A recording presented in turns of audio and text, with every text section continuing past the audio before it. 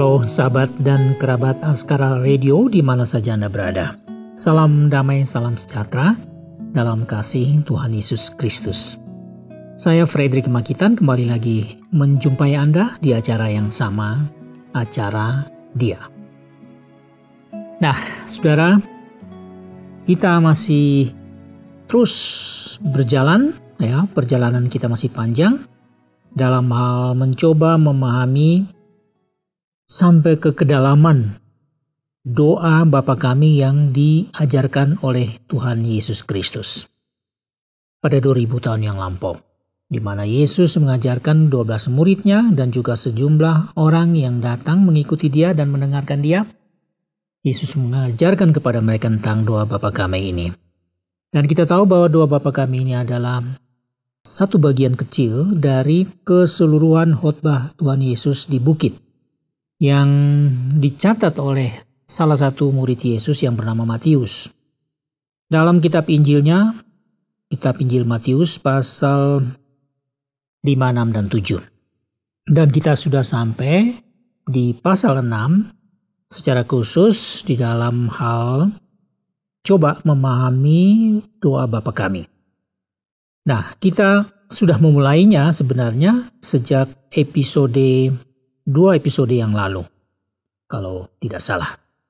Dan hari ini kita meneruskannya, tetapi kita masih berada di dalam bagian yang pertama atau ayat yang pertama dalam paket doa Bapa kami ini yang tertulis dalam Matius pasal 6 ayat 9 sampai 13. Saya bacakan dulu dengan cepat, ya, walaupun saya yakin ya saudara-saudara yang kebetulan mengikuti acara ini mungkin saja sudah menghafalnya. Di sini dituliskan, karena itu berdoalah demikian. Bapa kami yang di sorga, dikuduskanlah namamu, datanglah kerajaanmu, jadilah kehendakmu di bumi seperti di sorga. Berikanlah kami pada hari ini makanan kami yang secukupnya, dan ampunilah kami akan kesalahan kami seperti kami juga mengampuni orang yang bersalah kepada kami. Dan janganlah membawa kami ke dalam pencobaan, tetapi lepaskanlah kami daripada yang jahat. Karena Engkaulah yang empunya kerajaan dan kuasa dan kemuliaan sampai selama-lamanya. Amin. Nah, itulah doa pendek yang diajarkan oleh Tuhan Yesus kepada murid-muridnya dan sejumlah besar orang yang ada yang hadir sebagai audiens dalam khotbah Yesus di bukit pada pagi atau siang hari itu. Nah, kita sampai pada ayat yang ke-9, atau kita baru mulai pada ayat yang ke-9. Dalam episode yang lalu, kita sudah berbicara tentang seruan yang pertama, yaitu Bapa kami yang di sorga. Nah, sekadar untuk mengingat kembali apa yang sudah kita bahas, saya tidak akan mengulanginya, tetapi apa yang ditekankan di dalam bagian yang pertama atau kalimat yang pertama, seruan yang pertama ini, ya Bapa kami yang di surga. Kita ingat dalam pembahasan yang lalu bahwa itu berarti Yesus mengajarkan murid-muridnya atau mengajarkan para audiensnya itu untuk memulai doa ini dengan memanggil Allah sebagai Bapa. Nah, di sini Yesus ingin bahwa mereka merasakan bahwa Allah yang begitu jauh rasanya itu sebenarnya sangat dekat. Sehingga dengan ucapan atau panggilan Bapa, orang bisa merasakan bahwa memang dia adalah Bapa untuk semua orang yang percaya kepadanya dan akan terasa dekat kalau memanggil Bapa.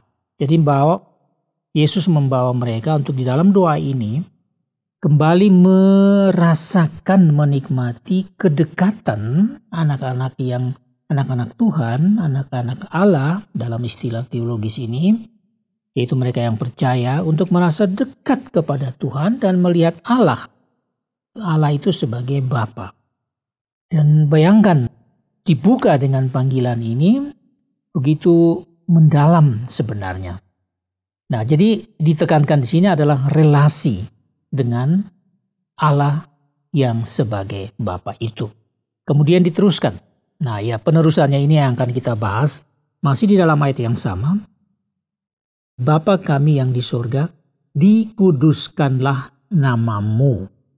Nah, ini yang akan kita lihat kata dikuduskanlah namamu.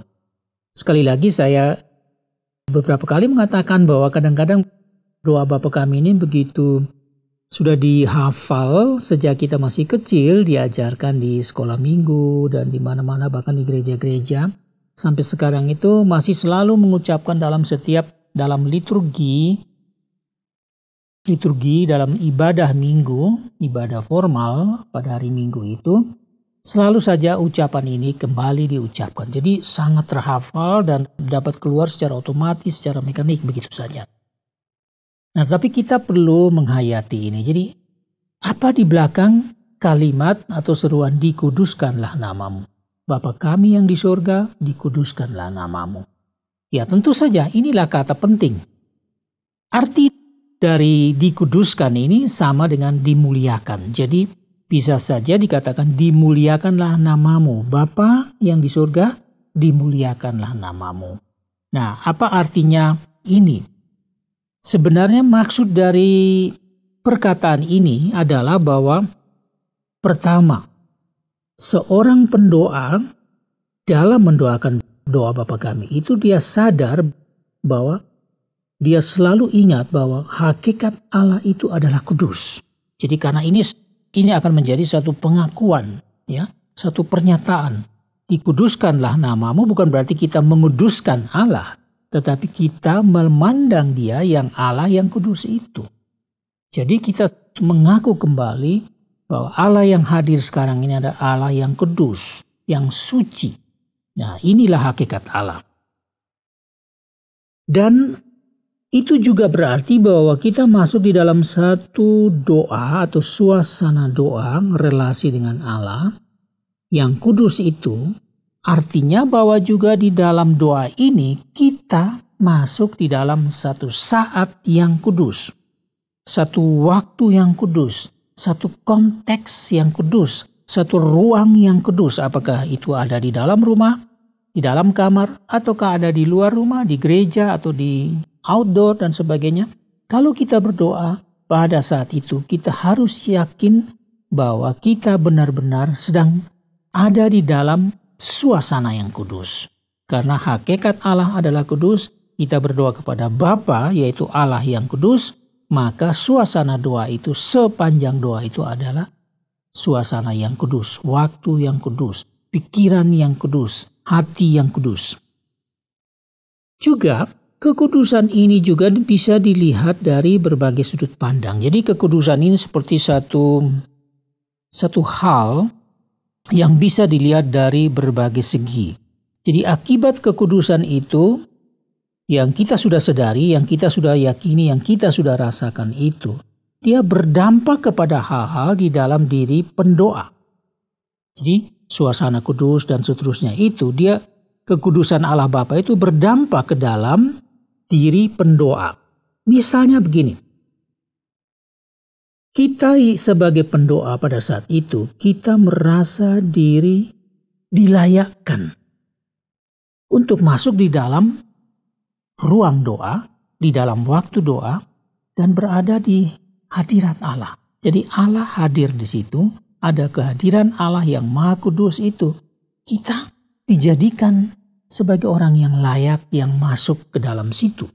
Jadi, kita dilayakkan untuk masuk di dalam hadirat Allah. Ini adalah satu hal yang sangat istimewa. Jadi kekudusan itu membuat kita merasa bahwa kamu dilayakkan. Oleh karena Yesus Kristus, oleh karena iman kepada Yesus Kristus, kamu sudah punya relasi dengan Allah Bapa, ya, dengan Allah sebagai Bapa, maka kamu layak masuk di situ.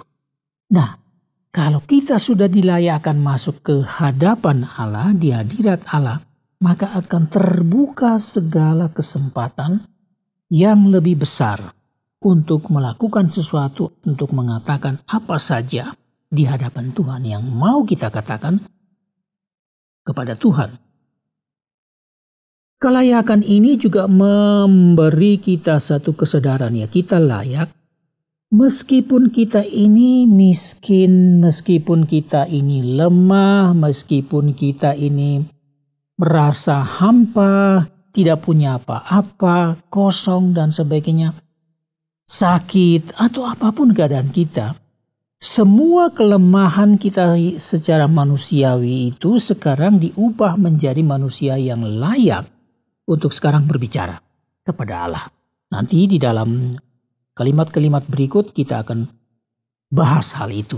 Kita sudah masuk di dalam satu suasana kudus di mana kita dilayakkan oleh Allah sedang untuk berbicara kepada Allah. Dan ini juga menunjukkan kepada kita atau menyadarkan kepada kita tentang kamu yang sudah dilayakkan ini, kamu ini sangat bergantung kepada Allah.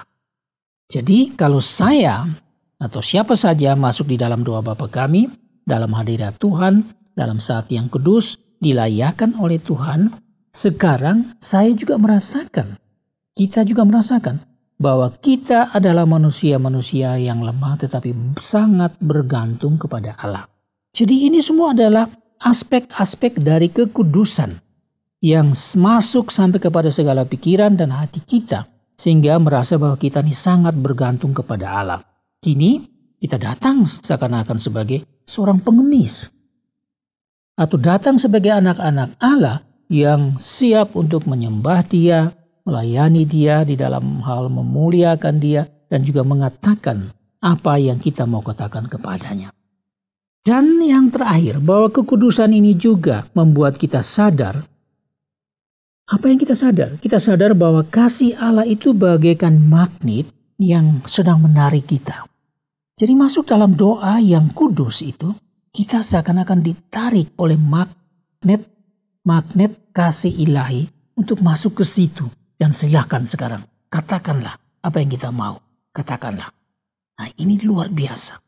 Jadi kata-kata ini begitu dalam. Ini baru di ayat yang pertama, ayat 9 dari Matius pasal 6. Bapa yang di surga, dikuduskanlah namamu. Bagaimana pengertian kekudusan atau makna kekudusan itu masuk sampai ke segala aspek keberadaan kita, di mana kita sudah datang di hadirat Allah, di dalam waktu doa, dalam kekudusan Allah, karena hakikat dari Allah adalah kudus, dan juga dilayakkan walaupun kita dalam keadaan lemah, ya kita datang dan bergantung kepada Tuhan, karena kita seakan-akan seorang pengemis, tapi kita datang dan meminta kepada Tuhan dengan bebas. Luar biasa, dampak dari satu seruan pengakuan bahwa Allah itu kudus. Dan kasih Allah menarik kita untuk masuk ke dalam situ, berdialog dengan Tuhan. Luar biasa. Nah, itulah kira-kira makna dari satu kata saja, dikuduskanlah namamu, ya Bapa, di dalam doa Bapa kami. Saya berharap apa yang kita renungkan secara singkat ini akan sungguh-sungguh menjadi satu sentuhan surgawi kepada pikiran kita dan juga sentuhan sampai ke kedalaman hati kita. Dan kita bisa pulang dengan satu pengertian baru untuk masuk di dalam doa Bapa kami yang diajarkan oleh Tuhan Yesus Kristus. Sudah waktunya untuk saya mengundurkan diri dari hadapan Anda. Saya mengucapkan banyak terima kasih atas segala perhatian Anda. Get your message. Have a good day and see you next time.